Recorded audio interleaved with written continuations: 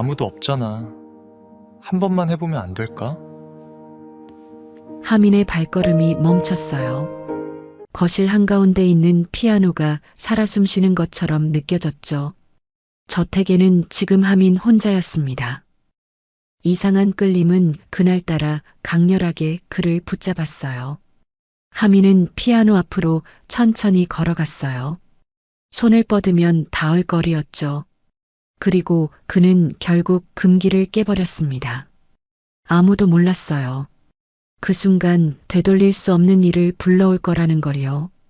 사연 시작 전 구독과 좋아요를 눌러주시고 어디서 듣고 계신지 댓글 남겨주시면 그곳으로 행운이 가득 깃들기를 바라겠습니다.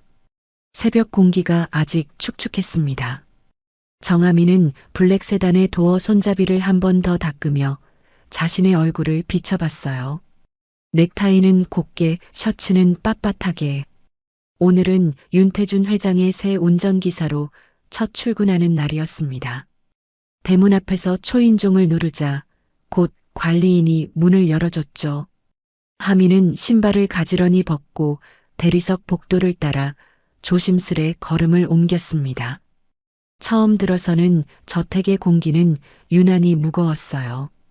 넓고 고요했지만 사람 사는 온기는 느껴지지 않았습니다. 그때였습니다. 거실을 지나던 그의 시선이 한 곳에 못 박혔죠. 거실 한가운데 거대한 스타인웨이 그랜드 피아노가 있었습니다. 아침 햇살이 커튼 틈으로 스며들어 검은 피아노의 표면을 부드럽게 쓸고 있었어요. 그 광경을 보는 순간 하민의 가슴이 저절로 두근거리기 시작했습니다. 왜일까요? 그저 고급스러운 피아노일 뿐인데 발걸음이 떨어지지 않았습니다. 마치 그 피아노가 자신을 부르는 것 같았어요. 뒤에서 낯선 목소리가 들렸습니다. 처음 오셨죠? 하민이 돌아보니 청소도구를 든 중년 여성이 서 있었어요. 조말순이라고 자신을 소개한 가정부였습니다. 아, 예. 오늘부터 운전 맡게 됐습니다. 말순은 눈웃음을 지으며 피아노 쪽을 힐끔 바라봤어요. 다들 그래요. 저 피아노 처음 보면 멍하니 서 있죠. 예쁘긴 하죠. 오래된 것 같은데 상태가 정말 좋아요. 하민이 고개를 끄덕이자 말순은 목소리를 낮춰 말했습니다. 그런데 말이에요. 저건 이 집에서 제일 귀한 거예요. 사모님이 매일 아침 직접 닦으신다니까요. 우리는 건반 근처도 못 가요. 절대 손 떼면 안 된다고 하셨어요. 그 말을 듣는 순간 하민은 알 수 없는 서늘함을 느꼈습니다. 단순히 비싼 물건이라서 그런 건 아닌 것 같았어요. 그 정도로요? 네. 뭐 사연이 있는 모양이에요. 말수는 빗자루를 들고 다른 방으로 향했습니다. 혼자 남은 하민은 다시 피아노를 바라봤어요. 건반 위에 내려앉은 햇빛이 순간 반짝였습니다. 잠시 후 2층에서 발소리가 들려왔습니다. 묵직하면서도 절제된 리듬이었죠.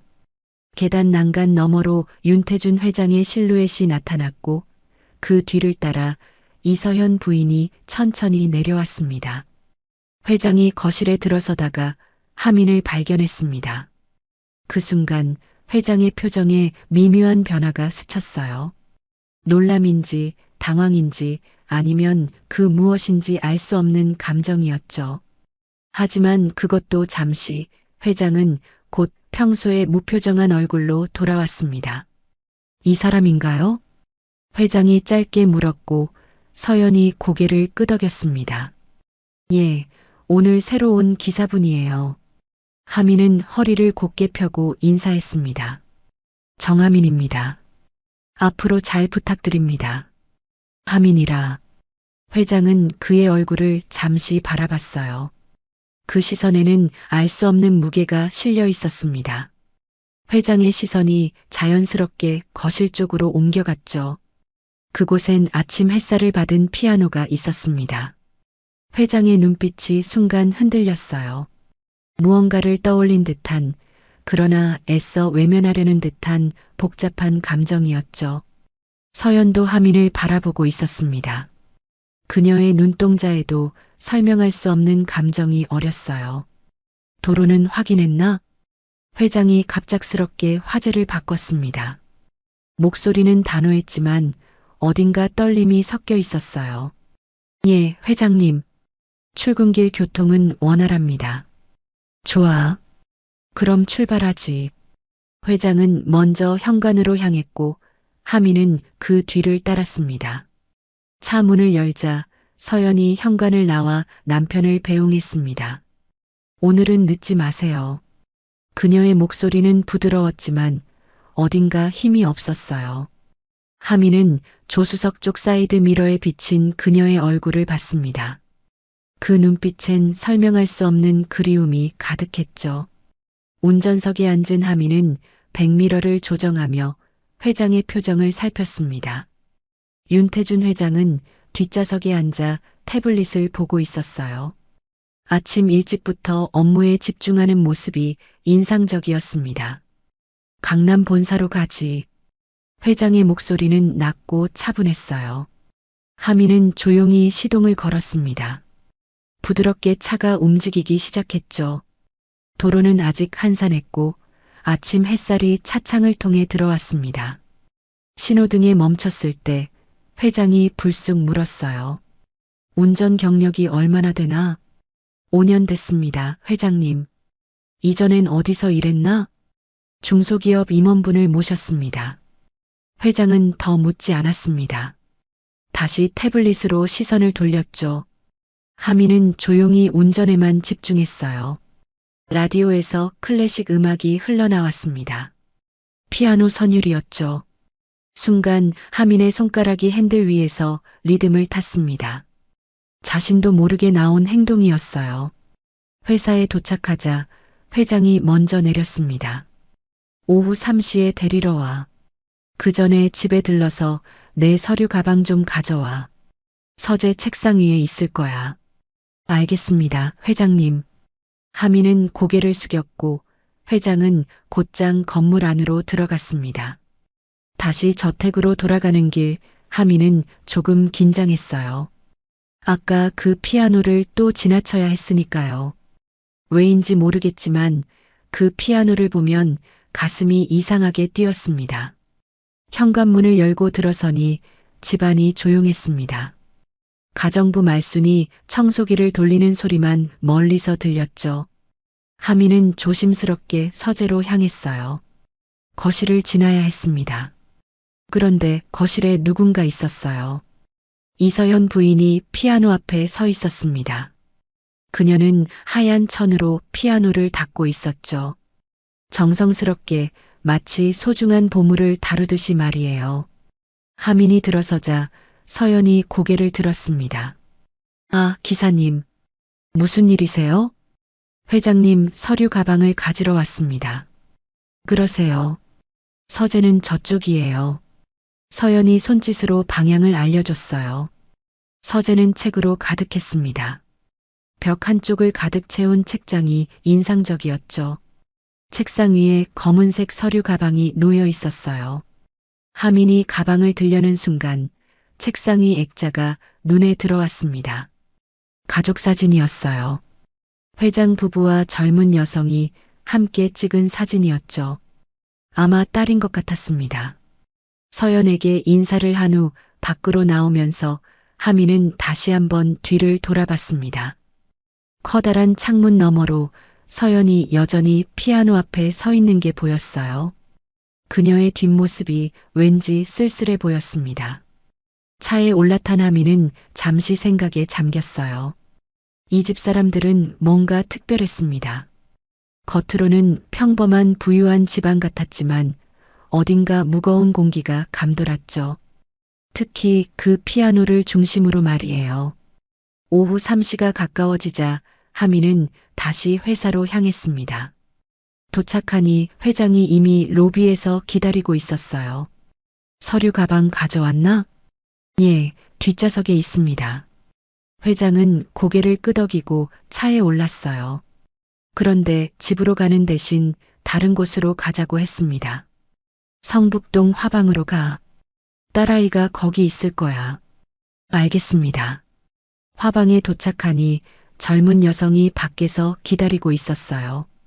사진에서 본 회장의 딸이었습니다. 그녀는 미술 도구를 한 아름 들고 있었죠. 아빠, 일찍 오셨네요. 전시 준비는 잘 되고 있나? 네, 순조롭게 진행 중이에요. 딸이 차에 오르면서 하민과 눈이 마주쳤습니다. 안녕하세요. 새로 오신 기사님이시죠? 전 윤하진이에요. 정하민입니다. 잘 부탁드립니다. 하진은 밝게 웃었어요. 그 미소가 왠지 친근하게 느껴졌습니다. 집으로 가는 동안 부녀는 전시회 얘기를 나눴어요. 하진이 다음 달에 개인전을 연다고 했습니다. 회장은 딸의 얘기를 조용히 들어주고 있었죠. 평소의 엄격한 모습과는 달리 딸 앞에서는 한결 부드러워 보였습니다. 저택에 도착하자 하진이 먼저 내렸어요. 기사님, 내일부터 제 일정도 도와주셔야 할 것 같아요. 아빠가 그러시래요. 알겠습니다.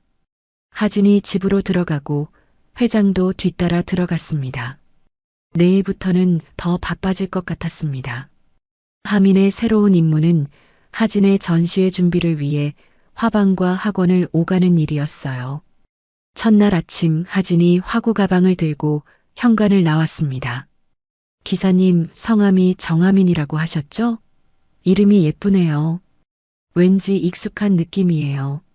하민은 별 생각 없이 웃으며 대답했습니다. 그래요? 저는 흔한 이름이라 생각했는데요. 하진이 뒷좌석에 짐을 싣고 자리에 앉았어요. 차가 출발하자 그녀는 가방에서 수첩을 꺼내 뭔가를 확인했습니다. 오늘은 종로 화방에 먼저 들렀다가 학원으로 가주세요. 캔버스를 주문해 놨거든요. 알겠습니다. 도로는 아침 출근 시간이라 조금 막혔어요. 신호등에 멈춰 서 있을 때 하진이 창밖을 보며 말했습니다. 벌써 11월이네요. 전시회가 다음 달인데 준비할 게 산더미예요. 하민은 백미러로 하진을 봤어요. 그녀는 걱정스러운 표정이었지만 동시에 기대감도 보였죠. 첫 개인전이신가요? 네, 그래서 더 떨려요. 잘해야 할 텐데. 화방에 도착했습니다. 오래된 건물 2층에 있는 작은 화방이었어요. 하진이 계단을 올라가며 말했죠. 여기 사장님이 정말 좋으신 분이에요. 제가 대학 때부터 다녔거든요. 화방 안은 물감 냄새와 나무 냄새가 섞여 있었습니다. 벽면 가득 붓들이 진열되어 있고 한쪽엔 각종 캔버스가 크기별로 정리되어 있었어요. 하진이 주문한 캔버스를 받는 동안 하민은 입구 쪽에서 기다렸습니다. 이것 봐요, 기사님. 하진이 작은 스케치북을 들고 왔어요. 이게 전시회에 걸 그림 스케치예요. 어때요? 연필로 그린 스케치였는데 바다 풍경이었습니다. 수평선과 파도, 그리고 멀리 보이는 작은 섬이 그려져 있었어요. 멋있네요. 실제로 가보신 곳인가요? 어릴 때 가족이랑 갔던 곳이에요. 기억이 흐릿한데 그냥 느낌만 남아 있어요. 하진의 목소리에 아련함이 묻어났습니다. 캔버스를 차에 싣고 학원으로 향했어요. 하진이 강의하는 미술학원은 대학가 근처에 있었습니다. 도착하자 하진이 말했어요. 1시간 반 정도 걸릴 거예요. 카페에서 기다리셔도 되고 차에 계셔도 돼요. 밖에서 기다리겠습니다. 하민은 근처 벤치에 앉아 신문을 읽었어요. 가끔 학원 창문을 올려다보니 하진이 학생들을 가르치는 모습이 보였습니다. 진지하면서도 부드러운 표정이었죠. 강의가 끝나고 하진이 나왔을 때 그녀의 손과 팔에 물감이 묻어 있었어요. 학생 한 명이 물감을 엎질러서 정리하느라 늦었네요. 하민이 차에서 물티슈를 꺼내 건넸습니다. 하진이 고마워하며 받았어요. 센스 있으시네요. 항상 차에 물티슈 준비해 두세요? 습관이에요. 필요할 때가 많더라고요. 점심시간이 되자 하진이 제안했습니다. 배고프신데 간단하게 점심 드실래요? 제가 살게요. 매일 이렇게 데려다 주시는데 그것밖에 못 해드려서. 두 사람은 학교 근처 작은 분식집에 갔어요. 김밥과 라면을 시켰죠. 평범한 점심이었지만 왠지 편안했습니다. 기사님은 미술 관심 있으세요? 하진이 김밥을 먹으며 물었어요. 잘 모르지만 보는 건 좋아해요. 다음에 시간 되시면 제 작업실 구경 오세요. 그림 그리는 과정 보는 것도 재미있을 거예요. 오후엔 다시 화방을 들렀습니다.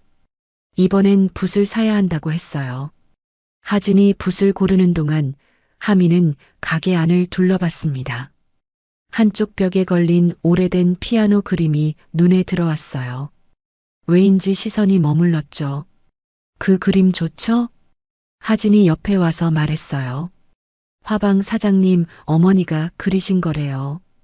옛날에 피아니스트셨대요. 피아노를 정말 사랑하셨나 봐요. 그림에서 느껴지네요. 하진이 하민을 보며 미소 지었습니다. 기사님도 느끼세요? 저도 그 그림 볼 때마다 뭔가 느껴져요. 그리움 같은 거요. 집으로 돌아가는 길 차 안이 조용했습니다. 하진이 먼저 말을 꺼냈어요. 기사님, 오늘 하루 종일 운전하시느라 피곤하셨죠? 괜찮습니다. 이게 제 일이니까요. 그래도 고마워요. 덕분에 편하게 다녔어요. 신호등에 멈춰 섰을 때 라디오에서 잔잔한 음악이 흘러나왔습니다. 피아노 곡이었어요. 하진이 볼륨을 높였습니다. 이 곡 아세요? 쇼팽의 녹턴이에요. 잘 모르겠지만 좋네요. 저희 엄마가 옛날에 자주 치셨대요. 물론 제가 기억하는 건 아니고 아빠가 가끔 얘기해 주세요. 하미는 그 말에 뭔가 물어보고 싶었지만 참았습니다. 하진의 어머니가 피아노를 치셨다는 건 처음 듣는 얘기였어요. 저택에 도착했을 때 현관에 서연이 서 있었습니다. 딸을 기다리고 있었던 것 같았어요. 하진아, 오늘도 늦었구나. 전시 준비 때문에 바빠요. 하진이 차에서 내리며 캔버스를 꺼냈어요. 서연이 그것을 보며 말했습니다.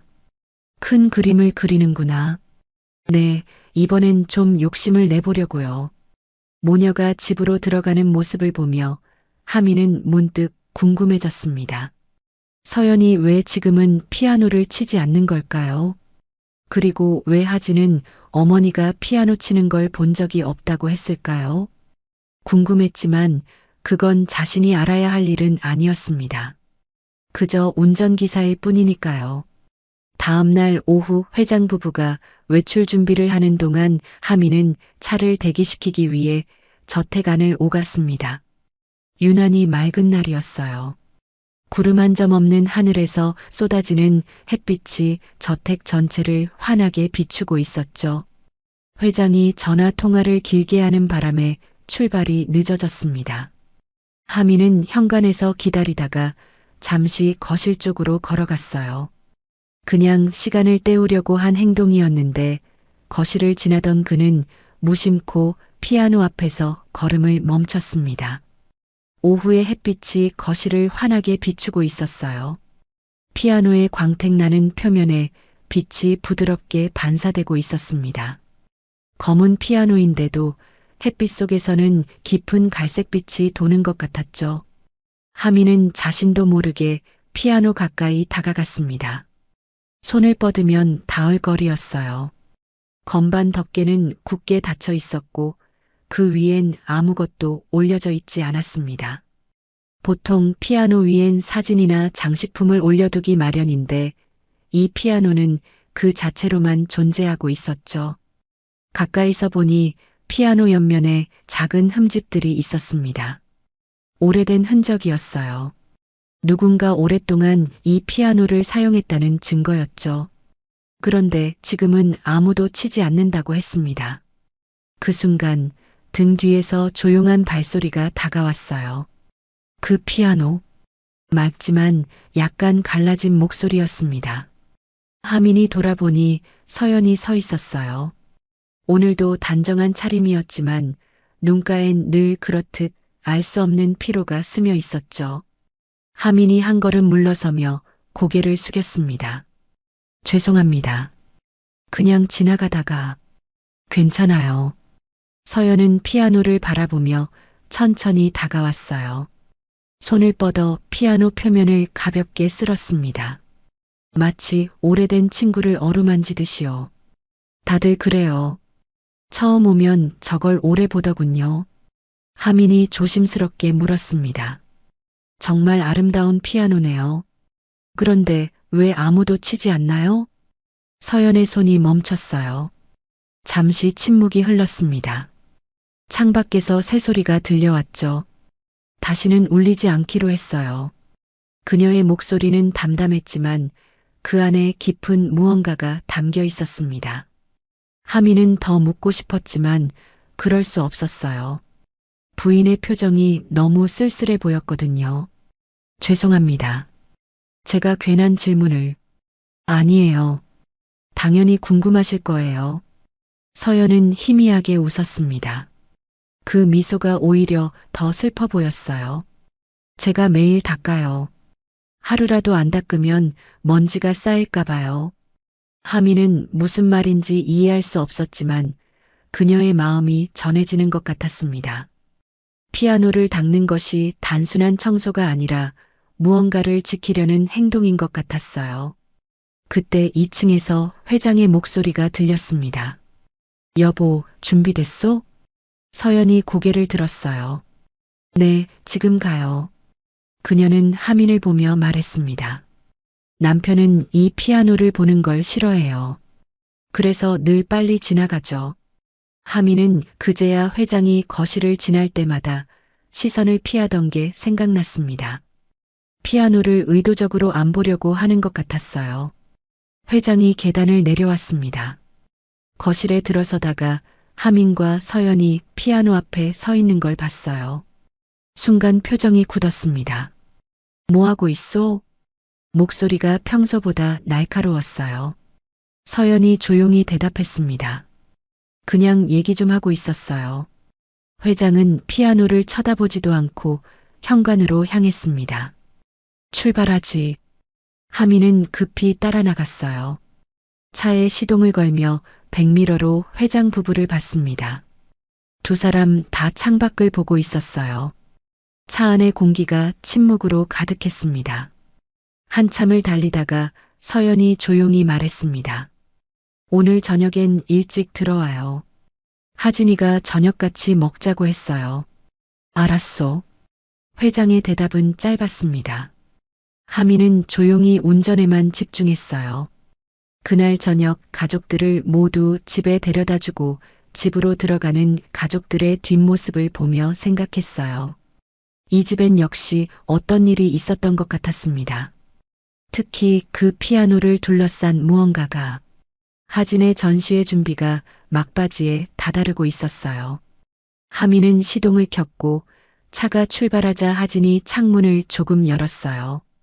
아침 공기가 차 안으로 들어왔죠. 라디오에서 피아노 선율이 흘러나오자 하진이 볼륨을 높였습니다. 혹시 피아노 좋아하세요? 하민이 백미러로 하진을 보며 물었어요. 네, 좋아해요. 저도 듣기는 좋아해요. 직접은 못 쳐요. 하진이 고개를 끄덕이며 말했습니다. 저도 못 쳐요. 그런데 이상하게 피아노 소리를 들으면 마음이 편해져요. 어릴 때부터 그랬어요. 하민은 핸들을 잡은 손에 살짝 힘이 들어갔어요. 자신도 똑같은 느낌을 받고 있었거든요. 피아노 소리를 들으면 왠지 마음이 편안해졌습니다. 화방에 도착해서 하진이 재료를 고르는 동안 하민은 밖에서 기다렸어요. 잠시 후 하진이 큰 봉투를 들고 나왔습니다. 비 오는 날 좋아하세요? 하진이 갑자기 물었어요. 하늘을 보니 구름이 잔뜩 끼어 있었죠. 좋아합니다. 창문 열고 빗소리 듣는 걸 좋아해요. 정말요? 저도 그래요. 어릴 때부터 비 오는 날이면 꼭 창문을 열었어요. 하진의 목소리에 놀라움이 묻어났습니다. 하민도 신기했어요. 비 오는 날을 좋아하는 사람은 흔치 않았으니까요. 학교로 가는 길에 신호대기를 하게 됐습니다. 하민은 무의식적으로 무릎 위를 손가락으로 두드렸어요. 일정한 리듬이었죠. 그때 하진이 뒷좌석에서 똑같은 리듬으로 손가락을 두드리고 있는 걸 봤습니다. 두 사람이 동시에 소리를 냈어요. 서로를 보며 어색하게 웃었죠. 저 이 리듬 자주 두드려요. 습관이에요. 하진이 말했고 하민도 고개를 끄덕였습니다. 저도요. 언제부터인지는 모르겠는데 학교에서 수업을 마친 하진을 데리러 갔을 때 그녀가 커피를 들고 나왔어요. 기사님도 드세요. 아메리카노 괜찮으시죠? 감사합니다. 제가 제일 좋아하는 거예요. 저도 아메리카노만 마셔요. 다른 건 너무 달아서 또 같았습니다. 하민은 점점 이상한 기분이 들었어요. 우연이라고 하기엔 너무 많은 것들이 겹쳤죠. 며칠이 지나면서 둘은 더 많은 공통점을 발견했습니다. 같은 색을 좋아했어요. 회색이었죠. 보통 사람들은 우중충하다고 하는 색인데 둘 다 회색이 안정적이라고 느꼈습니다. 기사님, 혹시 백단향 좋아하세요? 어느 날 하진이 차에 탄 순간 물었어요. 네, 어떻게 아셨어요? 차에서 그 향이 나요. 저도 작업실에 백단향 향초를 켜두거든요. 하민은 방향제를 보며 웃었습니다. 정말 신기한 일이었어요. 전시 준비가 한창인 어느 날 하진이 큰 액자를 옮기다가 손을 베었어요. 하민이 급히 차에서 구급상자를 가져왔죠. 괜찮아요. 작게 베인 거예요. 하진이 손사래를 쳤지만 하민은 이미 소독약을 꺼내고 있었습니다. 조심스럽게 상처를 소독하고 밴드를 붙여줬어요. 고마워요. 근데 정말 이상하네요. 뭐가요? 기사님이랑 있으면 편해요. 오래 알던 사람 같아요. 하민도 같은 생각이었습니다. 하진과 함께 있으면 편안했어요. 처음 만난 사이인데도 말이죠. 저녁이 되어 집으로 돌아가는 길, 비가 내리기 시작했습니다. 하진이 창문을 조금 열었어요. 역시 빗소리는 좋아요. 그러게요. 마음이 차분해지는 것 같아요. 두 사람은 빗소리를 들으며 조용히 있었습니다. 라디오도 끄고 그저 빗방울이 차창을 두드리는 소리만 들었죠. 기사님, 혹시 가끔 이유 없이 뭔가 그리운 적 있으세요? 하진이 조용히 물었어요. 있어요. 뭘 그리워하는지도 모르면서 그냥 그리울 때가. 저도요. 특히 피아노 소리 들을 때 그래요. 하민은 백미러로 하진을 봤습니다. 그녀도 창밖을 보고 있었어요. 빗물에 번진 가로등 불빛이 그녀의 얼굴을 비췄죠. 저택에 도착했을 때 현관에 회장 부부가 서 있었습니다. 우산을 들고 딸을 기다리고 있었던 거예요. 하진아, 비 맞았니? 서연이 걱정스럽게 물었어요. 아니요, 괜찮아요. 하진이 차에서 내리며 하민을 돌아봤습니다. 오늘도 수고하셨어요. 내일 봬요. 하민은 고개를 숙였고 가족들이 집으로 들어가는 걸 지켜봤어요. 회장이 잠시 뒤를 돌아봤습니다. 하민과 눈이 마주쳤죠. 회장의 눈빛에 알 수 없는 감정이 스쳐갔지만 금세 돌아서서 집으로 들어갔습니다. 차고에 차를 넣으며 하민은 생각했어요. 하진과의 이 많은 공통점들이 단순한 우연일까? 아니면 뭔가 더 깊은 의미가 있는 걸까? 답을 알 수 없었지만 분명한 건 하진과 함께 있을 때 느끼는 이 편안함이 좋다는 거였습니다. 전시회를 이틀 앞둔 아침이었습니다. 저택은 이른 시간부터 분주했어요. 하진의 개인전 준비로 온 가족이 움직이고 있었죠. 하민은 차에 짐을 싣고 있었습니다. 액자 5점, 인쇄물 상자 2개, 그리고 각종 준비물들이었어요. 하진이 현관을 오가며 체크리스트를 확인했습니다. 이게 다예요. 이제 출발하면 될 것 같아요. 회장 부부도 전시장으로 함께 가기로 했습니다. 서연이 핸드백을 챙기며 말순에게 말했어요. 말순 씨, 오늘은 일찍 퇴근하세요. 저녁까지 안 들어올 것 같아요. 네, 사모님. 그럼 전 청소만 마저 하고 오후에 나갈게요. 그러세요. 가족들이 모두 차에 올랐습니다. 하민이 시동을 걸고 천천히 출발했어요. 저택의 대문이 뒤로 멀어졌습니다. 전시장까지는 40분 정도 걸렸어요. 시내 한복판에 있는 작은 갤러리였습니다. 하진이 혼자 힘으로 해낸 첫 전시였죠. 하민이 차를 세우자 가족들이 내렸어요. 짐을 갤러리 안으로 옮기는데 30분쯤 걸렸습니다. 액자들을 조심스럽게 운반하고 인쇄물 상자를 정리했어요. 하진이 전시 기획자와 이야기를 나누는 동안 하민은 밖에서 기다렸습니다. 잠시 후 하진이 나왔어요. 기사님, 집에 남은 짐이 좀 더 있어요. 집안의 작업실에 캔버스랑 조명 받침대 2개가 있거든요. 지금 가져올까요? 네, 부탁드려요. 오후 세팅 때 필요해서요. 하민은 고개를 끄덕이고 다시 차에 올랐습니다. 혼자였어요. 다시 저택으로 향하는 길이었죠. 40분을 달려 저택에 도착했습니다. 현관 앞 주차장이 텅 비어 있었어요. 말순의 차도 보이지 않았습니다. 이미 퇴근한 모양이었죠. 하민은 현관문을 열고 들어섰습니다. 집안이 고요했어요. 아무 소리도 들리지 않았습니다. 시계 초침 소리마저 크게 느껴질 정도였죠. 평소엔 늘 누군가 있던 집이 이렇게 완전히 비어 있는 건 처음이었어요. 공기가 묘하게 무거웠습니다. 하민은 신발을 벗고 복도를 걸었어요. 발소리가 대리석 바닥에 울려 퍼졌습니다.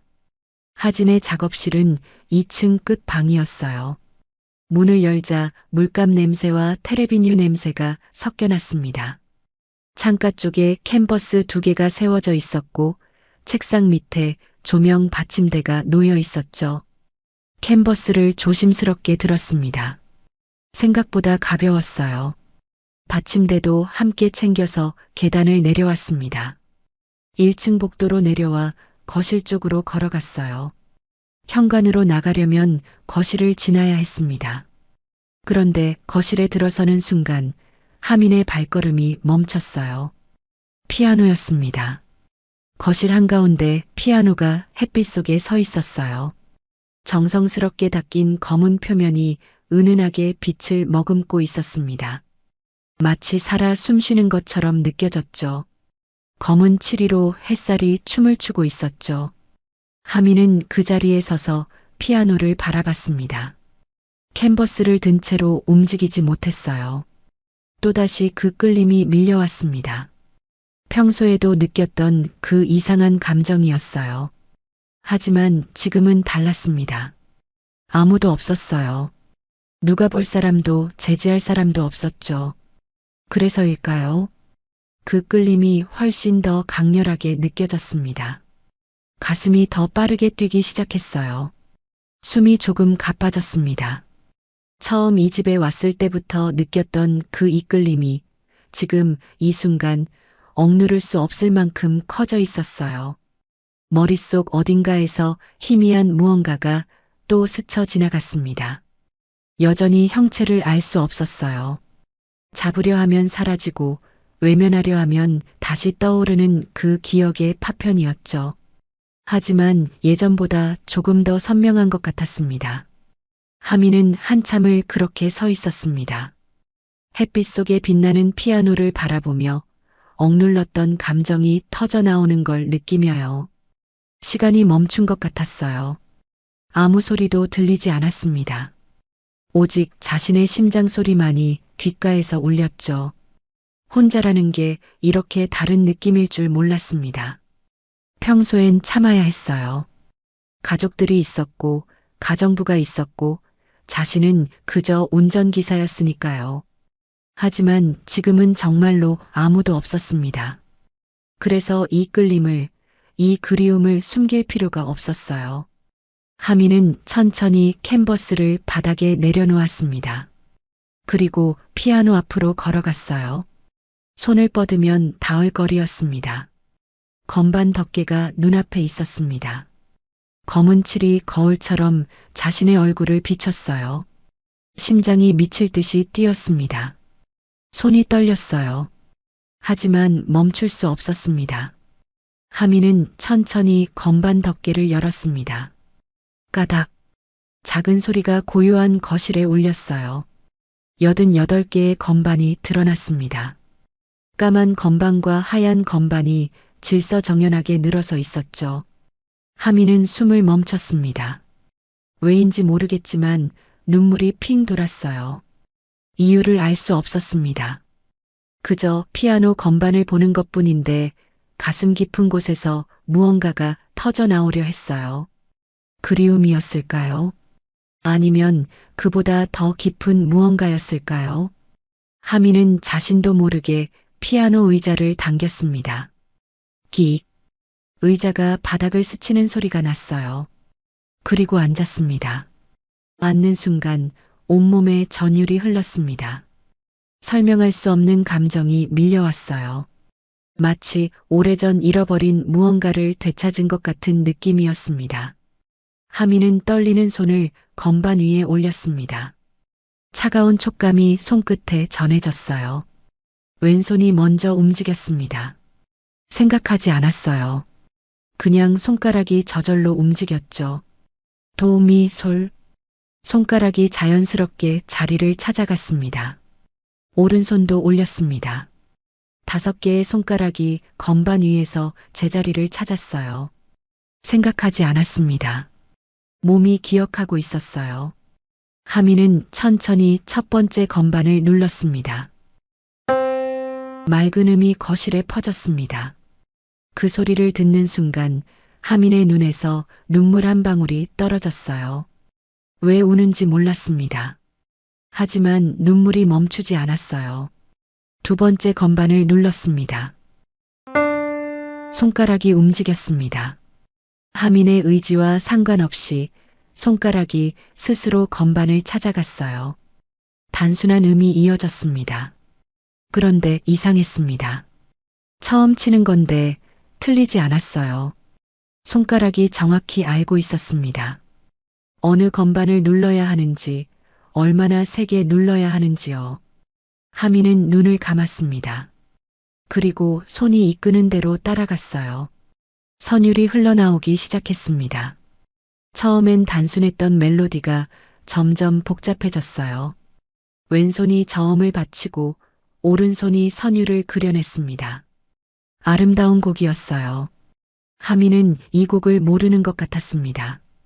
머리로는 기억나지 않았어요. 하지만 손은 알고 있었습니다. 손가락이 건반 위를 춤추듯 움직였어요. 빠르게, 느리게, 부드럽게, 강하게. 음악이 거실을 가득 채웠습니다. 오랫동안 침묵했던 피아노가 다시 노래하고 있었어요. 하민의 얼굴에 눈물이 흘러내렸습니다. 하지만 손은 멈추지 않았어요. 연주는 계속됐습니다. 그때였습니다. 철컥. 현관문이 열리는 소리가 들렸어요. 하민은 듣지 못했습니다. 음악에 빠져 있었거든요. 아, 정말 깜빡할 뻔했네. 하진의 목소리였습니다. USB가 책상 위에 있을 거예요. 내가 가져올게. 회장의 목소리가 뒤따랐어요. 가족 셋이 현관으로 들어섰습니다. 그 순간 피아노 소리가 복도를 타고 흘러왔어요. 3사람 모두 멈췄습니다. 서연의 얼굴이 하얗게 질렸어요. 그녀의 손에 들고 있던 핸드백이 바닥에 떨어졌습니다. 탁! 회장의 손이 공중에서 멈췄습니다. 신발을 벗으려던 동작 그대로요. 그의 얼굴에서 모든 혈기가 사라졌어요. 하진만이 고개를 갸우뚱했습니다. 피아노 소리. 그녀는 거실 쪽으로 걸어갔어요. 엄마, 누가 피아노 치고 있어요? 서연은 대답하지 못했습니다. 그저 그 자리에 얼어붙어 있을 뿐이었어요. 입술이 파르르 떨렸습니다. 회장이 먼저 움직였습니다. 천천히 마치 꿈을 꾸는 사람처럼 거실로 향했어요. 하진이 거실 입구에 섰습니다. 그리고 봤어요. 피아노 앞에 앉은 하민을, 눈을 감은 채 피아노를 치고 있는 그의 모습을요. 하진은 그 자리에 못 박힌 듯 서 있었습니다. 그 선율이 귀에 익었어요. 이 곡. 하진이 중얼거렸습니다. 녹턴 같은데. 회장과 서연이 거실로 들어섰습니다. 두 사람은 피아노 앞에 선 하민을 봤어요. 서연의 입에서 작은 신음이 새어나왔습니다. 아. 그녀의 눈에서 눈물이 흘러내렸어요. 회장은 한 발짝도 움직이지 못했습니다. 그의 손이 미세하게 떨리고 있었어요. 거실에는 오직 피아노 소리만이 흐르고 있었습니다. 하민은 여전히 눈을 감은 채 연주하고 있었어요. 세 사람은 숨조차 쉬지 못한 채 그 광경을 바라봤습니다. 마지막 음이 거실에 울려 퍼졌습니다. 하민의 손가락이 건반에서 천천히 떨어졌어요. 그제야 정신이 돌아왔습니다. 무슨 일을 한 건지 깨달았어요. 하민은 눈을 떴습니다. 그리고 천천히 고개를 돌렸어요. 현관 쪽에서 세 사람이 서 있었습니다. 하민의 심장이 얼어붙었어요. 회장 부부와 하진이 거기 서 있었습니다. 셋 다 움직이지 않고 자신을 바라보고 있었죠. 하민은 급히 자리에서 일어났습니다. 의자가 뒤로 밀리며 삐걱 소리를 냈어요. 죄송합니다. 하민이 허리를 깊이 숙였습니다. 손이 떨렸어요. 다리도 떨렸습니다. 제가 정말 죄송합니다. 절대 그럴 의도가 아니었습니다. 저도 모르게 목소리가 떨렸어요. 회장이 한 걸음 앞으로 나왔습니다. 그의 얼굴은 창백했어요. 입술이 굳게 다물어져 있었죠. 자네가, 회장의 목소리가 낮게 깔렸습니다. 자네가 감히, 분노였습니다. 목소리에 억눌린 분노가 실려 있었어요. 하민은 더 깊이 고개를 숙였습니다. 죄송합니다, 회장님. 변명의 여지가 없습니다. 자네 듣지 못했나? 회장의 목소리가 조금씩 커졌어요. 그 피아노는 절대 건드리지 말라고 했을 거야. 죄송합니다. 자네 따위가. 회장이 말을 이었습니다. 하지만 문득 멈췄어요. 그의 시선이 피아노로 향했습니다. 건반이 열려 있었어요. 방금까지 하민의 손길이 닿았던 그 건반이요. 회장의 얼굴에서 분노가 사라졌습니다. 대신 다른 감정이 스쳐 지나갔어요. 당혹감이었을까요? 아니면 두려움이었을까요? 그 곡은, 회장이 떨리는 목소리로 물었습니다. 자네가 방금 친 그 곡은 뭔가? 하민은 고개를 들었어요. 저도 모르겠습니다. 그냥 손이 저절로. 쇼팽의 녹턴. 회장이 중얼거렸습니다. 그의 눈빛이 흔들렸어요. 녹턴 20번. 서연이 벽에 기댔습니다. 그녀의 다리에 힘이 풀린 것 같았어요. 어떻게? 서연의 입에서 가느다란 목소리가 새어나왔습니다. 어떻게 그 곡을? 그녀의 눈에서 눈물이 주르르 흘러내렸어요. 하민은 아무 말도 할 수 없었습니다. 무슨 일이 벌어지고 있는지 알 수 없었어요. 서연이 손으로 입을 막았습니다. 흐느끼는 소리가 손가락 사이로 새어나왔어요. 여보. 회장이 아내를 붙잡으려 했지만 서연은 몸을 돌렸습니다. 미안해요. 저는. 그녀는 거실을 빠져나갔어요. 비틀거리며 계단을 올라갔습니다. 쿵, 쿵. 2층으로 올라가는 발소리가 들렸어요. 그리고 방문이 닫히는 소리. 쾅. 거실에 침묵이 흘렀습니다. 회장은 그 자리에 서 있었어요. 움직이지 못했습니다. 그의 손이 떨리고 있었어요. 주먹을 쥐었다가 폈다가를 반복했죠. 하민은 숨도 제대로 쉴 수 없었습니다. 회장님, 정말 죄송합니다. 제가 자네. 회장이 하민을 봤습니다. 그 눈빛에는 분노도 비난도 없었어요.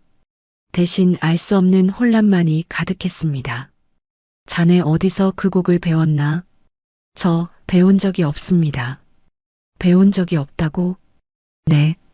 저는 피아노를 쳐본 적이 없습니다. 그런데 손가락이 저절로. 회장은 말없이 하민을 바라봤습니다. 오랜 침묵이 흘렀어요. 그 침묵이 하민의 가슴을 짓눌렀습니다. 나가게. 회장이 낮게 말했습니다. 회장님, 오늘은 그만 들어가게. 내일 얘기하지. 하민은 고개를 숙였습니다. 죄송합니다. 그는 피아노 건반 덮개를 조심스럽게 닫았어요. 그리고 거실을 나섰습니다.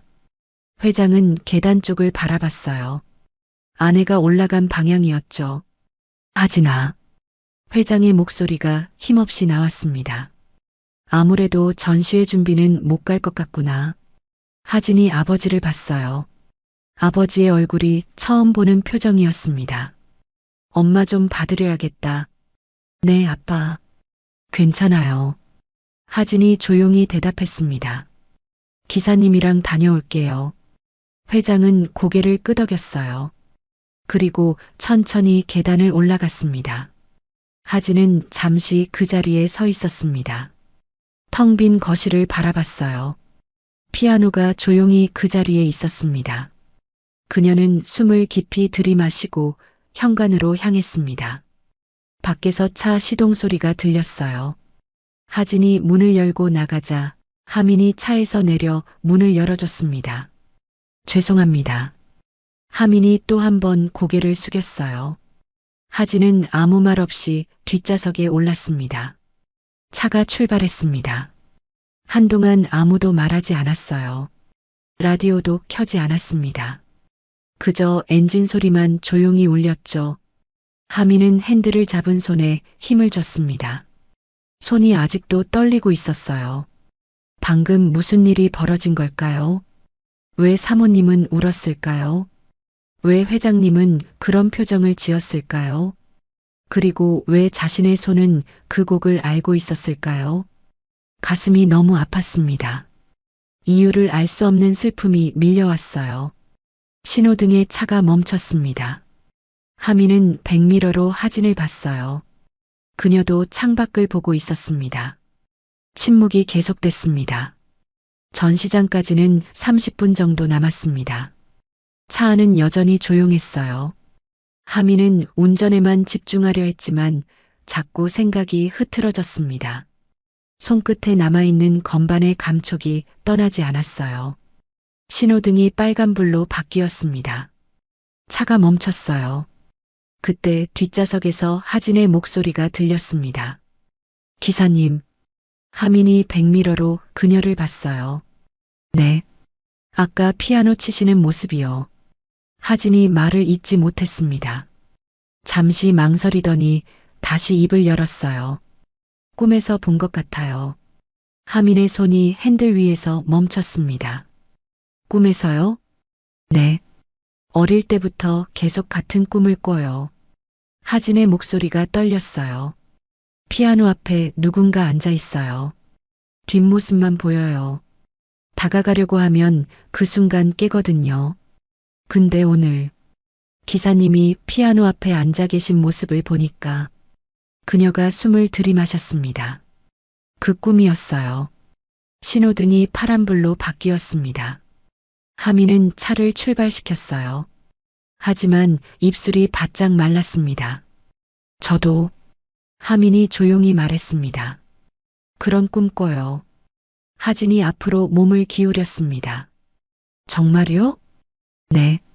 피아노 앞에 누군가 앉아 있는데 다가가려고 하면 항상 눈이 떠져요.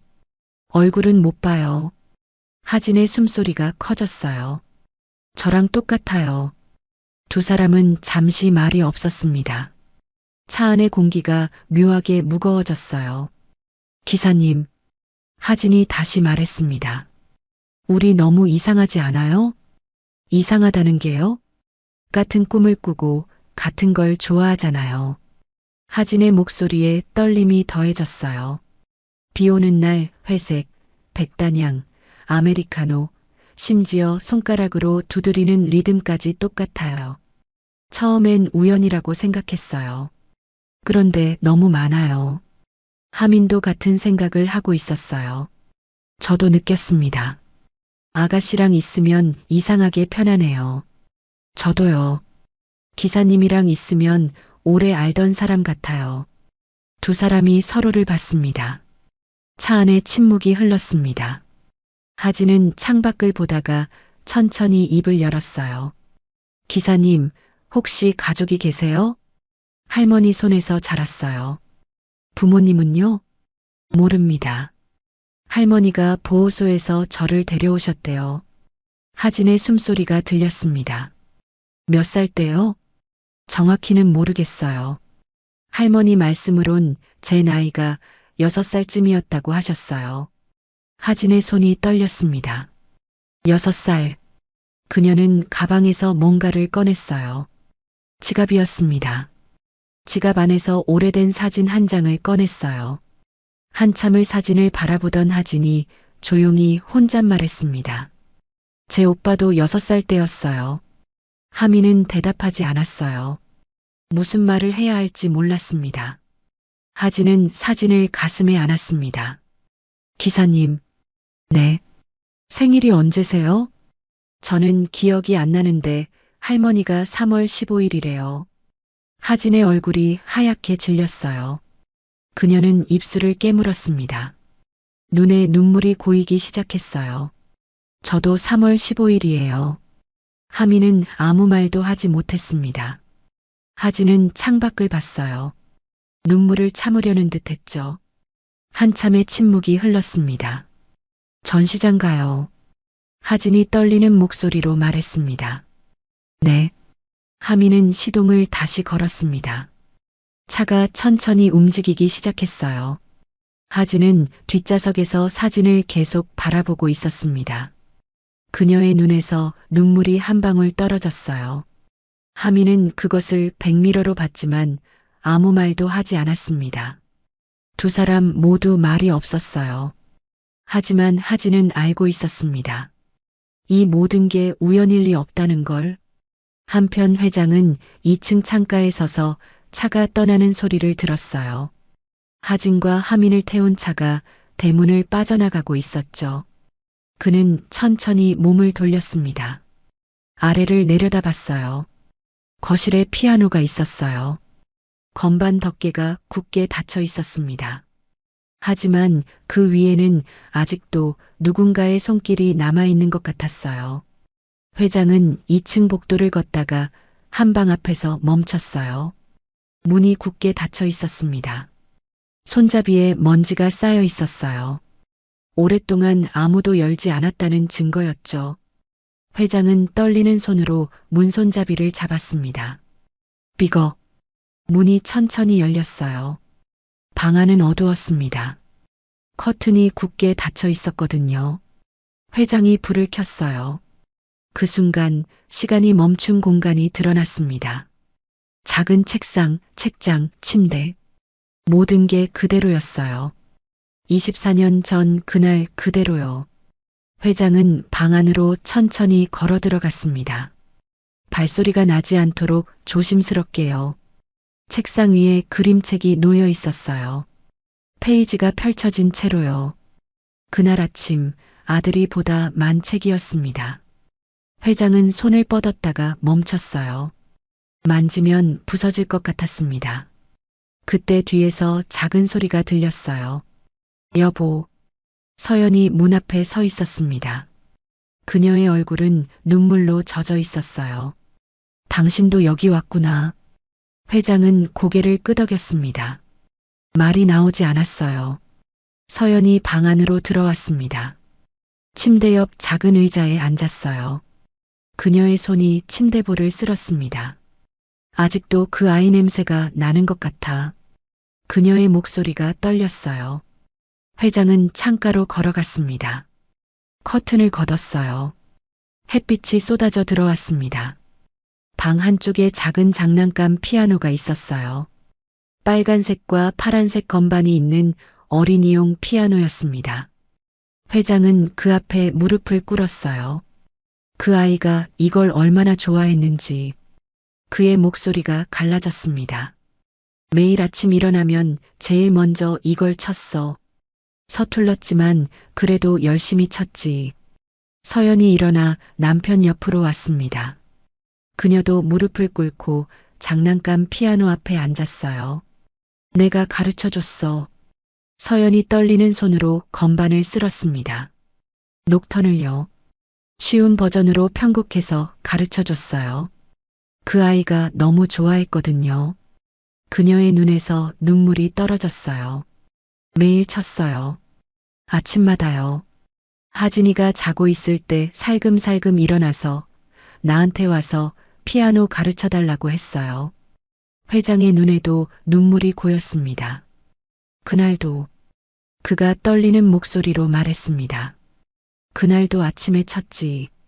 놀이공원 가기 전에 나한테 아빠 들어보라고.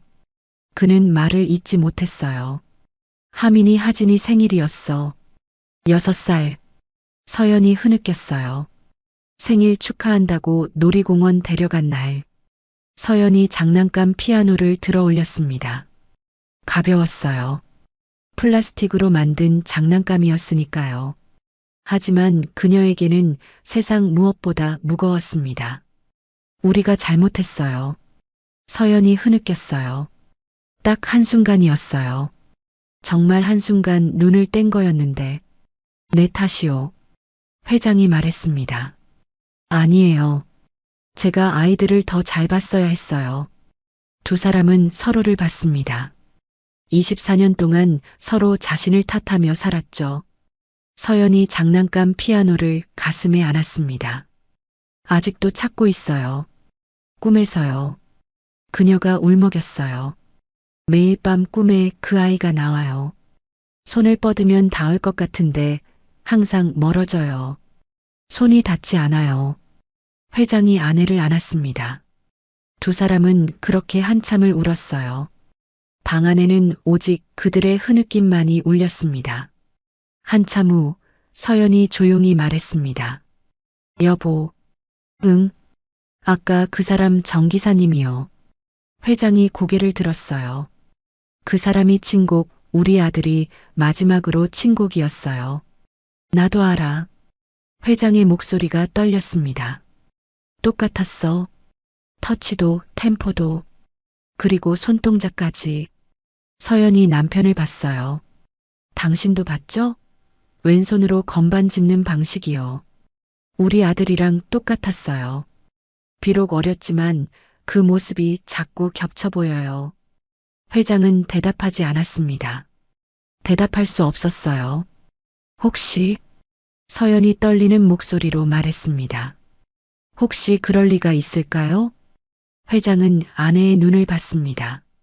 그 눈에는 희망과 두려움이 동시에 담겨 있었어요. 모르겠소. 회장이 솔직하게 말했습니다. 하지만 나도 그 생각을 안 할 수가 없소. 서연이 다시 장난감 피아노를 내려다봤어요. 작은 건반들이 햇빛을 받아 반짝였습니다. 만약에 그녀가 속삭였습니다. 만약에 정말 그렇다면 더 이상 말을 잇지 못했어요. 너무 큰 희망이었습니다. 감히 바랄 수 없는 희망이었어요.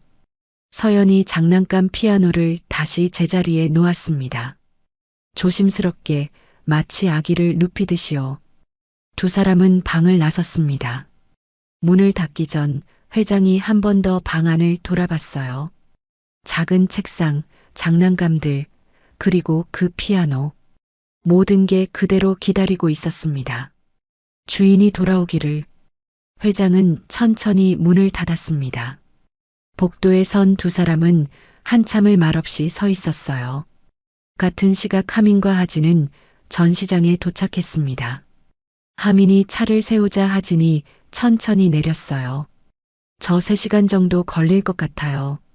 하진의 목소리가 평소와 달랐습니다. 힘이 없었어요. 알겠습니다. 밖에서 기다리고 있겠습니다.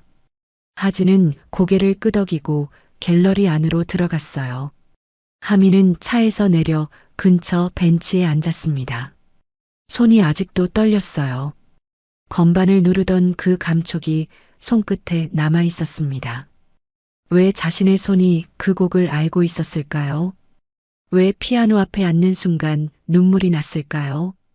하민은 고개를 들어 하늘을 봤어요. 구름이 천천히 흘러가고 있었습니다.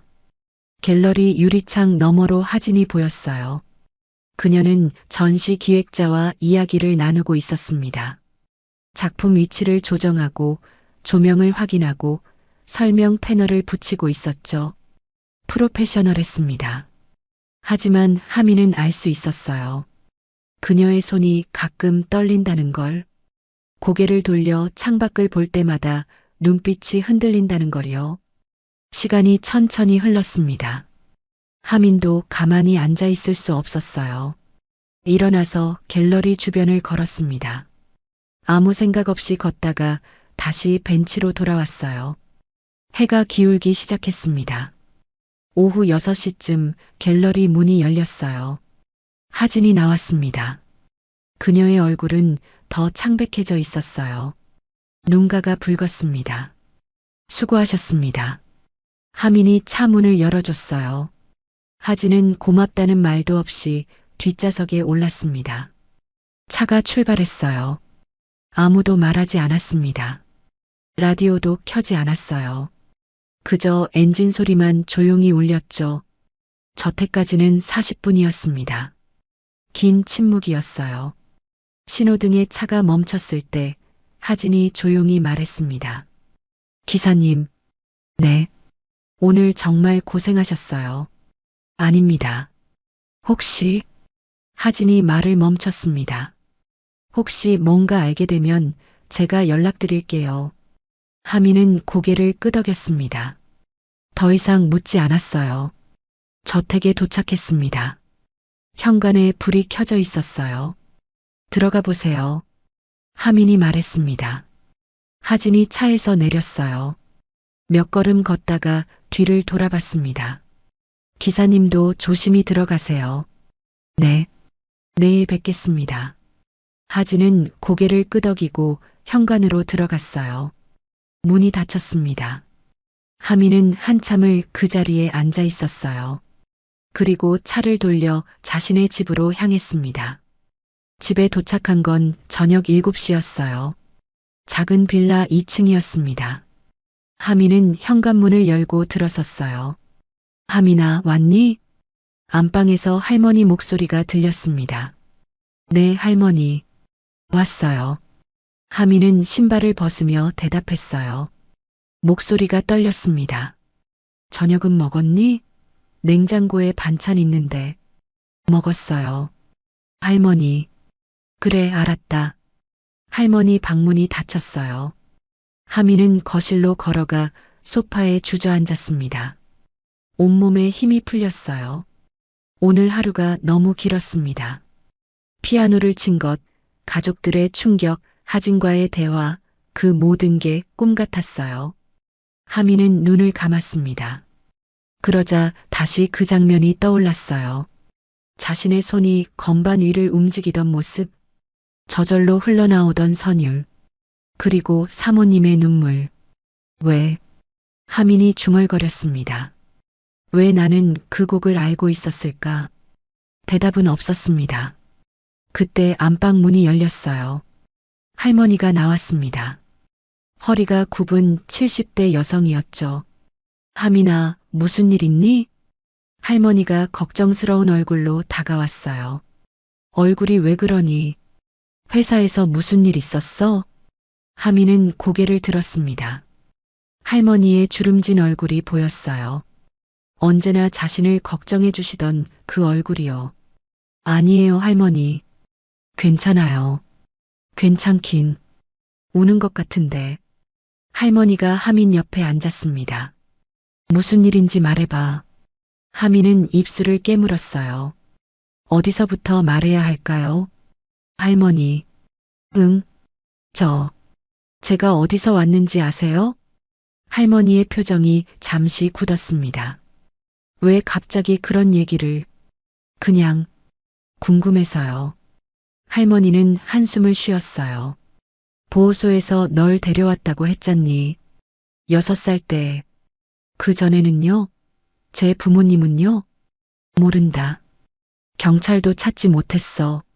너는 이름밖에 기억 못했고. 할머니, 제 생일은 어떻게 정하신 거예요? 하민이 물었습니다. 너가 부모님을 잃어버려서 보호소로 간 날이 3월 15일이라 하더구나. 그래서 그날을 내 생일로 정했지. 그날 이후로 계속 제 생일이 됐군요. 할머니가 하민의 손을 잡았습니다. 왜 이런 걸 물어보니? 무슨 일 있었어? 하민은 대답하지 못했어요. 할머니에게 어떻게 말해야 할까요? 오늘 있었던 일을요. 아무것도 아니에요. 그냥 문득 궁금해져서요. 할머니는 하민을 한참 바라봤습니다. 너 뭔가 숨기는구나. 아니에요. 할머니가 널 몇 년을 키웠는데 모를 것 같니? 할머니가 하민의 어깨를 토닥였어요. 힘들면 말해. 혼자 끙끙 앓지 말고. 하민은 고개를 끄덕였습니다. 할머니가 일어섰어요. 일찍 자거라. 내일도 출근해야지. 네, 할머니. 할머니가 방으로 들어가고 하민은 혼자 남았습니다. 거실 작은 장식장 위에 사진이 놓여 있었어요. 어린 하민과 할머니가 함께 찍은 사진이었습니다. 하민은 일어나 사진을 들어 올렸습니다. 사진 속 자신은 웃고 있었어요. 할머니 손을 꼭 잡고요. 할머니. 하민이 떨리는 목소리로 중얼거렸습니다. 제가 만약 다른 가족을 찾게 되면 더 이상 말을 잇지 못했어요. 눈물이 났습니다. 왜 우는지 몰랐습니다. 슬픈 건지 두려운 건지 그리운 건지 알 수 없었어요. 그저 눈물이 멈추지 않았습니다. 한참을 울고 나서야 하민은 사진을 다시 내려놓았어요. 창밖을 봤습니다. 밤이 깊어가고 있었어요. 하민은 자신의 방으로 들어가 침대에 누웠어요. 하지만 잠이 오지 않았습니다. 천장을 보며 오늘 있었던 일들을 떠올렸어요. 피아노 건반, 흐르던 선율, 하진과의 대화, 생일, 모든 게 맞아떨어지는 것 같았습니다. 하지만 확신할 수 없었어요. 그건 너무 큰 일이었으니까요. 그때 저택 거실에서 하진은 소파에 앉아 있었습니다. 부모님이 그녀 앞에 앉아 있었어요. 회장과 서연 모두 딸을 걱정스럽게 바라보고 있었죠. 전시 준비는 잘 됐니? 회장이 물었습니다. 네, 잘 됐어요. 하진의 목소리가 떨렸어요. 서연이 딸의 손을 잡았습니다. 무슨 일 있니? 얼굴이 안 좋구나. 하진은 입술을 깨물었습니다. 말해야 할까요? 이 말을 꺼내는 순간 모든 게 바뀔 거예요. 하지만 말하지 않을 수 없었습니다. 엄마, 아빠. 하진이 떨리는 목소리로 말했습니다. 저 말씀드릴 게 있어요. 두 사람은 딸을 봤어요. 하진은 숨을 깊이 들이마셨습니다. 하민 씨가 그녀의 눈에서 눈물이 떨어졌어요. 혹시 오빠일지도 몰라요. 거실에 침묵이 흘렀습니다. 회장과 서연은 움직이지 못했어요. 회장의 얼굴이 하얗게 질렸습니다. 무슨 소리냐? 그의 목소리가 떨렸어요. 하진이 가방에서 지갑을 꺼냈습니다. 그 안에서 오래된 사진 한 장을 꺼냈어요. 이거 제가 항상 가지고 다니는 거예요. 사진을 부모님께 건넸습니다. 피아노 앞에 앉은 남자아이와 그 옆에 서 있는 여자아이. 어린 시절의 쌍둥이 남매였어요. 서연이 사진을 받아들었습니다. 그녀의 손이 심하게 떨렸어요. 하민이 서연이 사진 속 남자아이를 쓰다듬으며 속삭였습니다. 우리 하민이. 사진 속 남매는 쌍둥이였지만 일란성이라 닮지는 않았어요. 딸은 엄마를 닮았고 아들은 아버지를 닮았었죠. 오늘 차에서 이 사진을 봤어요. 하진이 말을 이었습니다. 하민 씨한테 물어봤어요. 가족이 있냐고요. 그녀의 목소리가 떨렸습니다. 할머니 손에서 자랐대요. 보호소에서 데려오셨다고요. 6살 때요. 서연의 눈에서 눈물이 흘러내렸어요. 6살. 그리고 생일이. 하진이 울먹였습니다. 3월 15일이래요. 키워준 할머니가 정해주신 날이래요. 이것도 우연일까요? 회장이 소파 등받이를 꽉 잡았습니다. 그의 손이 하얗게 질릴 정도로 힘을 주고 있었어요. 그것뿐만이 아니에요. 하진이 계속 말했습니다. 우리 너무 많은 게 똑같아요. 비 오는 날 좋아하고, 회색을 좋아하고, 백단향을 좋아하고. 그녀가 손가락을 꼽았어요. 아메리카노만 마시고 손가락으로 두드리는 리듬까지 똑같아요. 심지어 꿈까지 같아요. 꿈? 서연이 물었습니다. 네. 피아노 앞에 누군가 앉아 있는데 다가가면 깨는 꿈이요. 저도 어릴 때부터 계속 꿨어요.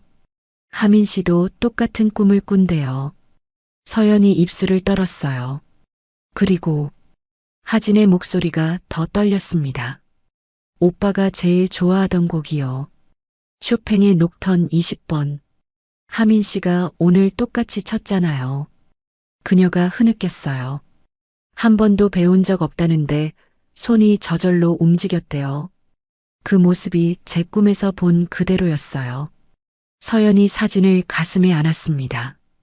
눈물이 주르륵 흘러내렸어요. 회장은 일어서서 창가로 걸어갔습니다. 등을 돌린 채 한참을 서 있었어요. 그의 어깨가 미세하게 떨리고 있었습니다. 너무 많아요. 하진이 말했습니다. 우연이라고 하기엔 너무 많아요. 오랜 침묵이 흘렀습니다. 회장이 천천히 돌아섰어요. 그의 눈이 붉어져 있었습니다. 확인해 봐야겠구나. 회장이 낮지만 단호한 목소리로 말했습니다. 확실하게. 서연이 고개를 들었어요. 어떻게요? 방법이 있소. 회장이 말했습니다. DNA 검사. 그걸로 확실히 알 수 있소. 하진이 부모님을 번갈아 봤습니다. 정말 오빠일까요? 아무도 대답하지 못했어요. 하지만 셋 모두 같은 생각을 하고 있었습니다. 24년 만에 기적이 일어난 걸까요? 다음 날 아침, 회장은 일찍 일어났습니다. 아직 해가 뜨기 전이었어요. 서재로 들어가 책상 앞에 앉았습니다. 어젯밤 인터넷으로 찾아본 정보가 머릿속에 맴돌았어요. DNA 검사, 타액, 머리카락, 사용한 컵. 어떤 것이든 가능하다고 했습니다. 회장은 주먹을 쥐었어요. 손이 떨렸습니다. 정말 해야 할까요? 하민 몰래. 하지만 확인하지 않고는 견딜 수 없었어요. 오전 9시. 하민이 저택에 도착했습니다. 좋은 아침입니다, 회장님. 그래, 왔는가. 오늘은 오전에 본사 가고 오후엔 하진이 전시장 가도록 하지. 알겠습니다. 평소와 다르지 않았어요. 회장도 하민도 똑같이 행동했습니다. 하지만 회장의 가슴은 빠르게 뛰고 있었어요. 차 출발하기 전에 물 한 잔만 마시고 가지. 회장이 말했습니다. 아, 괜찮습니다. 아니, 마시게. 말순 씨, 물 좀. 말순이 물을 가져왔어요. 하민이 고맙다며 받아 마셨습니다. 회장은 그 모습을 지켜봤어요. 하민이 컵을 탁자에 내려놓고 현관으로 향했습니다. 금방 차 준비하겠습니다. 하민이 나가고 회장은 그 컵을 바라봤어요. 손이 떨렸습니다. 서연이 계단을 내려왔습니다. 남편과 눈이 마주쳤어요. 여보, 해야겠소. 회장이 낮게 말했습니다. 서연은 고개를 끄덕였어요. 그녀도 어젯밤 내내 고민했습니다. 회장이 조심스럽게 컵을 집었어요. 비닐봉지에 넣었습니다. 병원에 가져가겠소. 조심해요. 두 사람의 목소리가 떨리고 있었어요. 그날 오후 회장은 병원에 들렀습니다. 하민을 회사에 내려주고 혼자 택시를 타고 갔어요. 검사 의뢰하러 왔습니다. 예, 회장님. 준비해 두었습니다. 회장은 비닐봉지를 건넸습니다. 그리고 비교 샘플도 필요합니다. 담당자가 말했어요. 회장은 자신의 입안을 면봉으로 채취했습니다. 결과는 일주일 후에 나옵니다. 알겠습니다. 회장은 병원을 나왔어요. 햇빛이 눈부셨습니다. 하지만 아무것도 보이지 않았어요. 그날 저녁 저택 거실에는 가족 셋이 모여 앉아 있었어요. 정말 오빠일까요? 하진이 조용히 물었습니다. 모르겠구나. 회장이 대답했어요. 하지만 곧 알게 될 거야. 서연은 창밖을 보고 있었어요. 눈가가 붉었습니다. 만약 정말 그렇다면 그녀가 떨리는 목소리로 말했습니다. 어떻게 말해야 할까요? 24년 동안 더 이상 말을 잇지 못했어요. 회장이 아내의 손을 잡았습니다. 일단 기다려보자고. 다음 날부터 일주일은 가장 긴 시간이었어요. 하민은 평소처럼 출근했습니다. 회장을 모시고 하진을 데려다주고 일상적으로 움직였어요. 하지만 마음은 편하지 않았습니다. 그래서 애써 일에만 집중하려 했습니다. 회장은 차 안에서 자주 하민을 백미러로 봤어요. 운전하는 뒷모습을, 신호등에서 멈췄을 때 손가락으로 무릎을 두드리는 습관을요. 서연은 하민이 저택에 올 때마다 현관에 나가 맞이했습니다. 전에는 하지 않던 일이었어요. 안녕하세요, 사모님. 그래요, 수고하세요. 짧은 대화였지만 서연은 그의 목소리를, 얼굴을, 걸음걸이를 하나하나 기억하려 했습니다. 하진은 더 자주 하민과 대화를 나눴어요. 기사님, 커피 드시겠어요? 아메리카노시죠? 아, 고맙습니다. 하진은 하민이 커피를 마시는 모습을 지켜봤습니다. 컵을 잡는 방식이, 마시는 속도가 자신과 똑같았어요. 밤마다 하진은 옛날 사진을 꺼내봤습니다. 피아노 앞에 오빠를요. 하민은 가끔 이상한 기분을 느꼈어요. 회장 가족이 자신을 대하는 태도가 조금 달라진 것 같았습니다. 더 조심스럽고 더 따뜻했어요. 왜일까요? 하지만 묻지 않았습니다. 그저 묵묵히 일했어요. 사흘째 되는 밤, 서연은 아들의 방으로 갔습니다. 장난감 피아노 앞에 앉았어요. 하민아. 그녀가 속삭였습니다. 정말 내가 돌아온 거니? 작은 건반을 눌렀습니다. 띵! 소리가 났어요. 눈물이 흘렀습니다. 닷새째. 회장은 회사에서 서류를 보다가 펜을 놓았어요. 집중할 수 없었습니다. 창밖을 봤어요. 하민이 차 옆에서 기다리고 있었습니다. 햇빛을 받은 그의 옆모습이 보였어요. 아들이 저렇게 컸을까 생각했어요. 회장은 눈을 감았습니다. 엿새째. 하진은 작업실에서 그림을 그리고 있었어요. 붓을 들었다가 멈췄습니다. 캔버스에는 피아노가 그려져 있었어요. 그리고 그 앞에 앉은 사람의 뒷모습이요. 누구를 그리는 걸까요? 오빠를 그리는 걸까요? 아니면 하민을 그리는 걸까요? 7째 날 아침, 우편함에 큰 봉투가 도착했습니다. 병원 로고가 찍혀 있었어요. 회장이 봉투를 집어들었습니다. 손이 떨렸어요. 여보. 그가 아내를 불렀습니다. 서연이 계단을 뛰어내려왔어요. 왔어요? 응. 두 사람은 거실로 갔습니다. 하진도 방에서 나왔어요. 아빠, 앉거라. 셋이 소파에 앉았습니다. 회장은 봉투를 뜯었어요. 손이 너무 떨려서 종이가 찢어질 뻔했습니다. 서류를 꺼냈어요.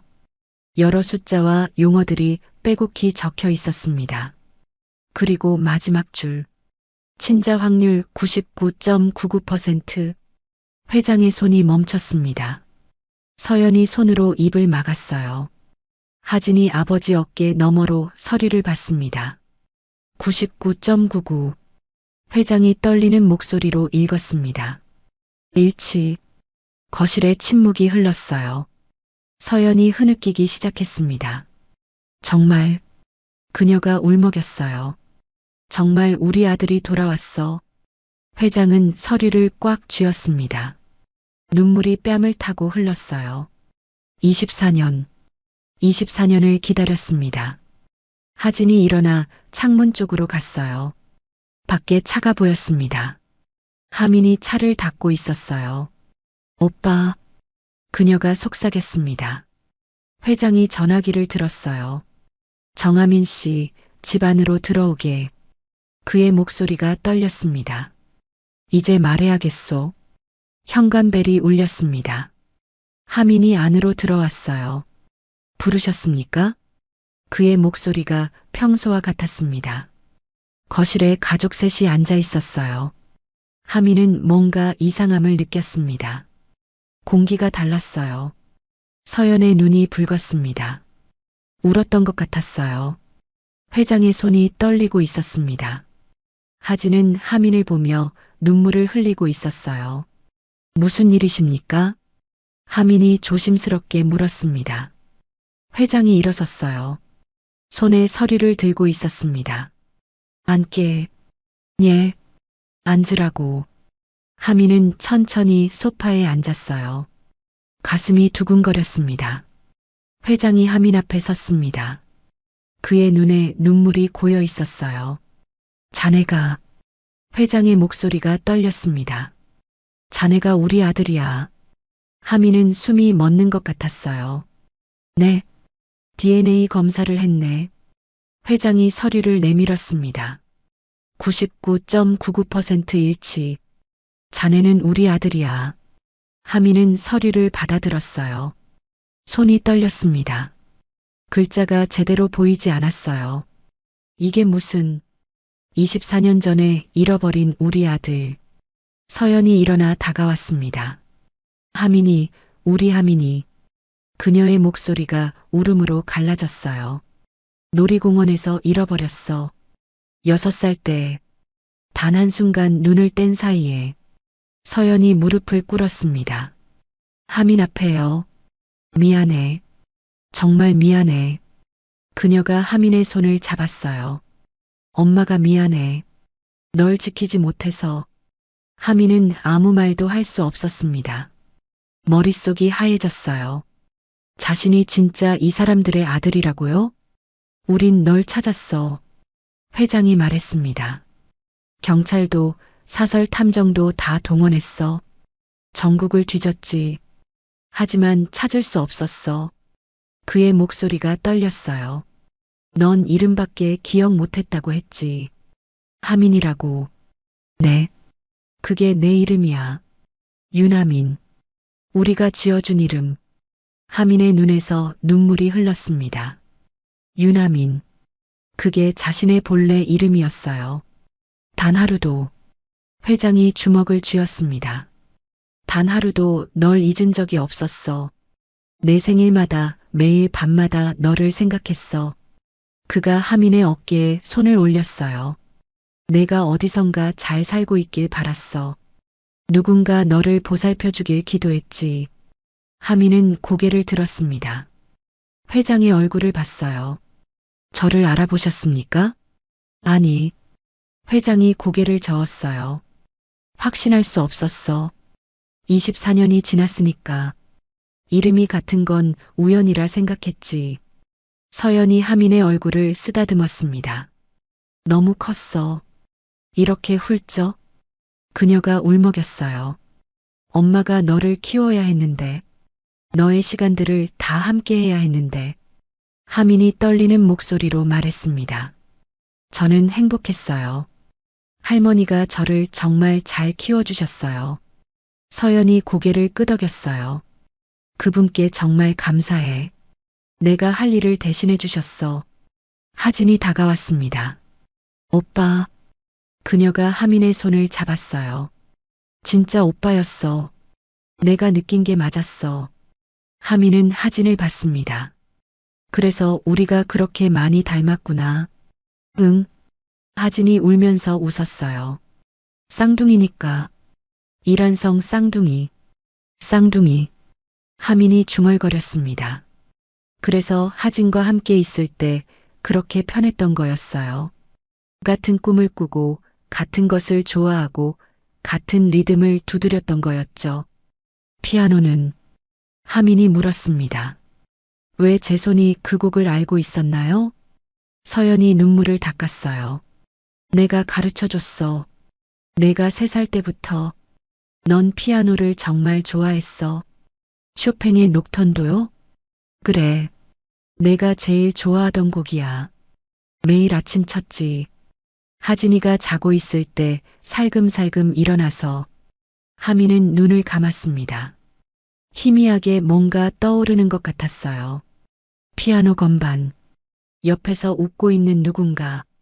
따뜻한 손길. 엄마. 하민의 입에서 그 말이 나왔습니다. 처음으로 그 말을 했어요. 서연이 하민을 끌어안았습니다. 그래, 엄마야. 내 엄마. 두 사람은 그렇게 한참을 울었어요. 회장도 하진도 함께 울었습니다. 24년 만에 재회였습니다. 너무 긴 시간이었어요. 너무 아픈 시간이었죠. 하지만 이제 끝났습니다. 가족이 다시 모였어요. 잃어버렸던 조각이 제자리로 돌아왔습니다. 거실 한쪽에 피아노가 있었어요. 햇빛을 받아 조용히 빛나고 있었습니다. 회장이 눈물을 훔치며 하민의 어깨를 두드렸어요. 집에 돌아온 걸 환영한다. 아들아. 하민은 고개를 끄덕였습니다. 눈물이 멈추지 않았어요. 하지만 이 눈물은 슬픔이 아니었습니다. 기쁨이었어요. 그리고 안도였죠. 자신이 누구인지 알게 됐습니다. 어디서 왔는지 알게 됐어요.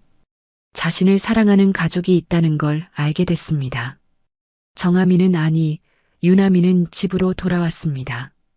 24년 만에 드디어 다음 날 오후 윤 회장의 차가 조용한 주택가에 멈췄습니다. 낡은 빌라 2층이었어요. 회장 부부와 하민, 그리고 하진이 함께 차에서 내렸습니다. 여기가. 회장이 건물을 올려다봤어요. 제가 자란 곳입니다. 하민이 조용히 말했습니다. 계단을 올라갔어요. 하민이 초인종을 눌렀습니다. 잠시 후 문이 열렸어요. 하민아, 어젠 왜 연락도 안 됐어? 걱정했잖니? 오늘은 손님들이. 정은심 할머니가 문 앞에 섰습니다. 70대 노인이었어요. 허리가 약간 굽었지만 눈빛은 또렷했습니다. 할머니. 하민이 할머니의 손을 잡았어요. 말씀드릴 게 있어요. 그래, 들어와. 손님들도 들어오세요. 좁은 거실이었습니다. 소파 2개와 작은 탁자가 전부였어요. 하지만 깨끗하게 정돈되어 있었죠. 할머니가 물을 따라 내왔습니다. 하민아, 무슨 일이니? 회장이 먼저 입을 열었어요. 저는 윤태준이라고 합니다. 그가 깊이 고개를 숙였습니다. 할머니께 감사 인사를 드리러 왔습니다. 할머니가 어리둥절한 얼굴로 하민을 봤어요. 하민아, 이게 무슨... 할머니. 하민이 할머니 옆에 앉았습니다. 제 친부모님을 찾았어요. 할머니의 손이 멈췄어요. 뭐라고? DNA 검사를 했어요. 확실해요. 하민이 할머니의 손을 꼭 잡았습니다. 저는 이분들의 아들이었어요. 24년 전에 잃어버린. 할머니는 천천히 회장 부부를 봤습니다. 서연이 눈물을 흘리며 고개를 숙였어요. 감사합니다. 서연의 목소리가 떨렸습니다. 우리 아들을 키워주셔서. 할머니는 잠시 말이 없었어요. 그러다 천천히 고개를 끄덕였습니다. 그랬구나. 그녀가 하민을 봤어요. 그래서 내가 요즘 그렇게 이상했구나. 할머니, 괜찮다. 다 알았어. 할머니가 하민의 손을 토닥였습니다. 회장이 일어나 할머니 앞에 무릎을 꿇었어요. 할머니, 그의 목소리가 떨렸습니다. 당신이 아니었다면 저희는 아들을 영영 잃었을 겁니다. 아니에요, 일어나세요. 할머니가 당황하며 회장을 일으켰어요. 저는 그저 보호소에서 이 아이를 봤을 때 그냥 데려온 거예요. 혼자 있더라고요. 아무도 찾으러 오지 않았어요. 할머니의 눈가에 눈물이 맺혔습니다. 이름밖에 기억 못하는 아이였어요. 아마 부모를 잃은 충격이 너무 커서 기억조차 잃었던 것 같아요. 하민이라고만 말하더라고요. 그래서 그 이름으로 키웠어요. 3월 15일에 부모님을 잃어버렸다고 보호소에서 말하더군요. 그래서 그날을 이 아이 생일로 삼았죠. 서연이 눈물을 흘렸어요. 그날이 하민이 진짜 생일이에요. 6살 생일 축하한다고 놀이공원에 갔던 날이었어요. 할머니가 놀란 얼굴로 서연을 봤습니다. 그랬군요. 정말 그날이. 그리고 하민이 이름이 맞아요. 회장이 말했습니다. 저희가 지어준 이름, 유나민. 할머니가 고개를 끄덕였어요. 그랬구나. 유나민. 서연이 할머니에게 다가왔습니다. 앞으로는 그녀가 조심스럽게 말했습니다. 저희가 할머니를 모시고 싶습니다. 제발 허락해 주세요. 아니에요. 그럴 순 없어요. 할머니가 손사래를 쳤어요. 저는 괜찮아요. 지금까지 이 아이가 날 지켜준 거예요. 내 외로움을. 하민이가 가족을 찾았으면 된 거예요. 할머니는 미소를 지었습니다. 할머니. 하민이 할머니의 손을 꽉 잡았습니다. 할머니는 제 가족이에요. 제가 태어난 가족을 찾았지만 할머니가 절 키워주셨잖아요. 그의 목소리가 떨렸어요. 저는 두 가족이 다 있는 거예요. 할머니도 제 가족이에요. 할머니의 눈에서 눈물이 흘렀습니다. 하민아, 같이 가요. 할머니.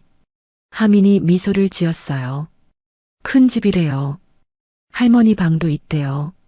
할머니는 한참을 하민을 바라봤습니다. 그리고 천천히 고개를 끄덕였어요. 그래. 그러마. 일주일 후 저택 거실 피아노 앞에 하민이 앉아 있었습니다. 가족들이 그 뒤에 서 있었어요. 태준, 서연, 하진, 그리고 정은심 할머니까지요. 칠 수 있겠니? 서연이 조심스럽게 물었습니다. 하민은 고개를 끄덕였어요. 손을 건반 위에 올렸습니다. 떨렸지만 이번엔 두렵지 않았어요. 첫 음을 눌렀습니다. 땅, 맑은 소리가 거실에 퍼졌어요. 쇼팽의 녹턴, 손가락이 건반 위를 움직였습니다. 이번엔 주저하지 않았어요. 선율이 흘러나왔습니다. 아름답고 잔잔한 멜로디였어요. 24년 동안 침묵했던 피아노가 다시 노래하고 있었습니다. 서연이 눈을 감았어요. 눈물이 뺨을 타고 흘렀습니다. 회장이 아내의 어깨를 감싸 안았어요. 하진은 오빠의 뒷모습을 바라보며 미소 지었습니다. 할머니는 조용히 앉아 그 소리를 들었어요. 마지막 음이 울려 퍼졌습니다. 여운이 길게 남았어요. 하민이 건반에서 손을 떼었습니다. 잘했어. 서연이 아들의 어깨에 손을 올렸어요. 정말 잘했어, 하민아. 하민은 피아노를 바라봤습니다. 이제 이 피아노는 더 이상 슬픔의 상징이 아니었어요. 희망이었습니다. 그리고 치유였죠. 엄마. 하민이 뒤를 돌아봤어요. 이제 매일 칠게요. 서연이 웃으며 고개를 끄덕였습니다. 그래. 매일 쳐줘. 엄마가 듣고 싶어. 창밖으로 햇빛이 쏟아져 들어왔습니다. 따뜻한 봄날이었어요. 거실에는 피아노 소리 대신 가족들의 웃음소리가 들렸습니다. 오랜 겨울이 끝났어요. 잃어버렸던 봄이 돌아왔습니다. 가족은 다시 완전해졌어요. 피아노도, 집도, 사람들의 마음도 모든 게 제자리로 돌아왔습니다. 유나미는 집으로 돌아왔어요. 그리고 이제 진짜 집에서 살게 됐습니다. 사랑하는 가족들과 함께. 오늘의 이야기가 당신의 마음에 작은 울림을 드렸다면 앞으로도 당신의 나날에 잔잔한 위로가 될 이야기들로 찾아뵐 수 있도록 구독과 좋아요를 눌러주세요. 그리고 사연의 주인공을 위한 따뜻한 말씀도 댓글로 부탁드립니다. 당신의 오늘을 늘 응원합니다. 인생 나날이었습니다.